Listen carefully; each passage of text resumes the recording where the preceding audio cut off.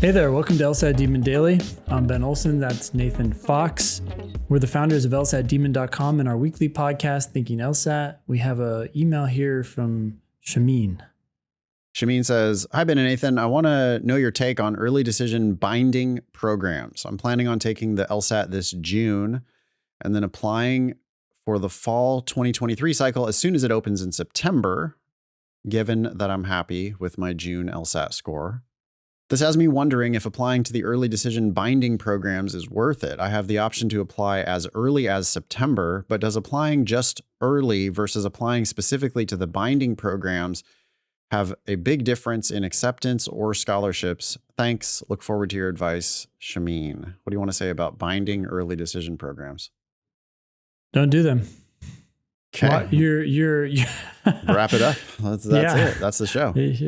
Thanks for writing in. So the whole problem with them is that if you're applying to a school in hopes of getting a full ride scholarship or something close to it, which is what we think you should do, then getting accepted to that school is going to be easy. That's not your issue. The issue is, okay, I'm going to get in, but how much money am I going to get? And if you apply to their binding program, you're committing yourself to them and this not giving yourself the opportunity to get scholarships elsewhere. So they have no reason to give you a big scholarship. Some of these binding programs have scholarship guarantees, but even then, I mean, if you're going to get in with that, you're going to get in with the regular scholarship, but you're giving up all these other opportunities. I don't see how it's a win for anyone except the schools. Right. They're binding you. It's a contract. The consideration in the contract is that they are agreeing to evaluate your application early. That's what they're giving you. Yeah. We got to talk about the trade here. That's what they're giving you. Yeah. Because, contracts require consideration, y'all. What that means is that you can't just make a unilateral. Like, have you ever heard an idiot? Do you have any idiot friends? Idiots say things like, "I'll give you $5 if you make that putt." And it's like, wait, you'll just give me $5 if I make the putt?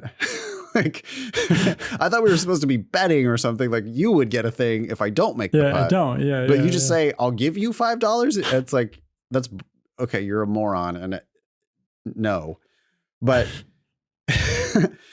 that's not what's happening here. The schools there is a trade-off, and nominally the trade-off is they're going to evaluate your application early in exchange for you promise that you will go to their school and withdraw all offers from all other schools, withdraw all your applications, turn down all other offers." Yeah. That's a huge, you're giving way too much. Yeah. They're offering you $5. Yeah. For your car. You're like, right. Okay. Yeah. Right. For your house. Because law school is a lot more expensive than a car. Yeah.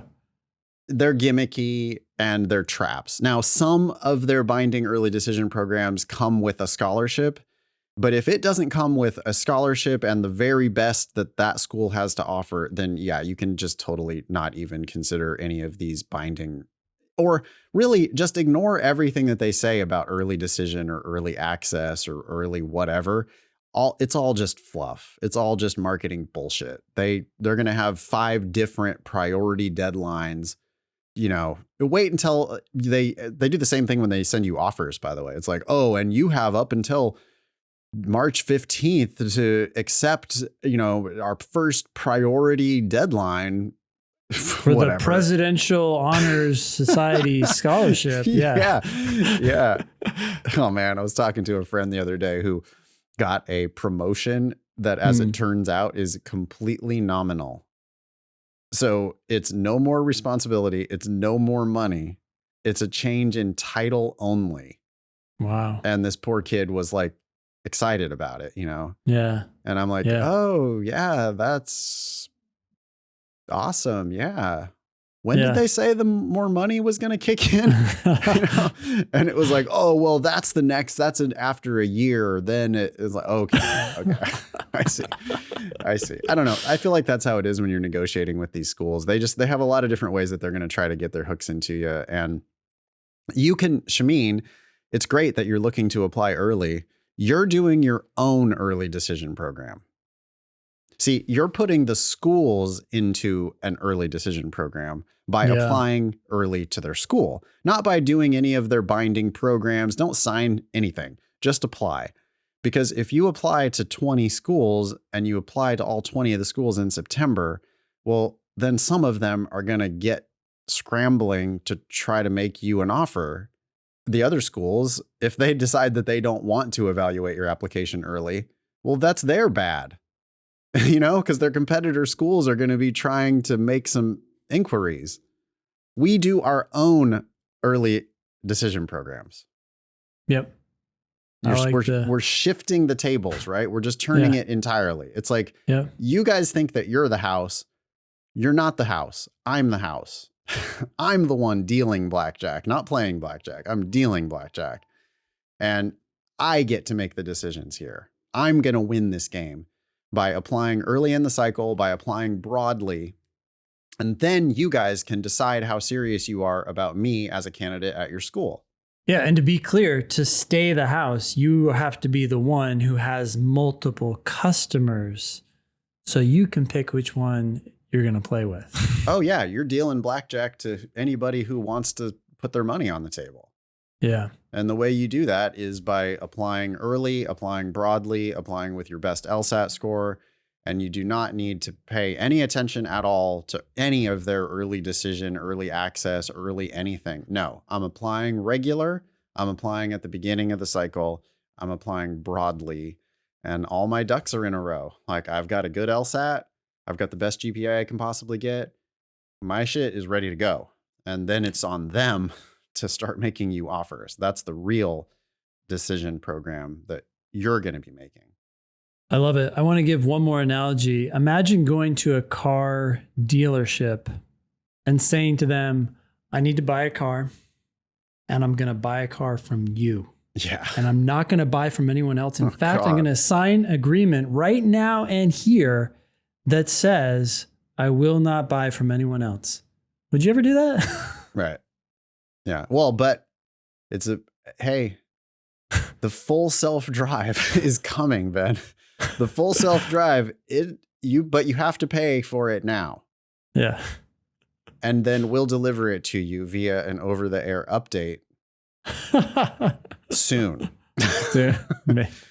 Later this year. Yeah. Or likely possibly get pushed to next year. Yeah. Or the year after that. But the important part is you pay for it now. Yeah. And that's what you're doing here with these early decision binding programs. Remember, they're wildly more sophisticated than you are. And they're not setting up the game in order to benefit you. They're setting up the game in order to benefit themselves. Yeah. They're wildly more sophisticated, not because they're smarter, but because they do this 100 times a day. Right. And anyone who did this 100 times a day would get very good at doing it. Yeah.